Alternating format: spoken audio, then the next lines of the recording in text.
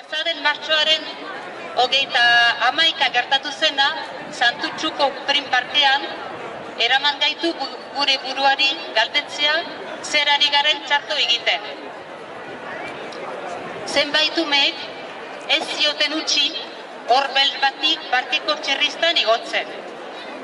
Haren ama gerturatu zen, horari pasatzu zaioten, baina beste umeek ez zioten utzi. Eta gainera, hiletik tira eta jo egin zioten, haur beltzari. 21. mendean, gertaera honek ez litzateke gertaera arruntzat hartu behar. Normala, arrunta ez delako. Txikiak izan arren, ezin dugu gaitzesgarria dena normalizatu. Gure umei, oker dagoen mezua ematen ari garilako.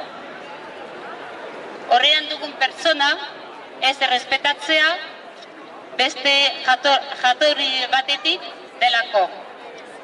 Ura gu bezalako pertsona bat ez delako.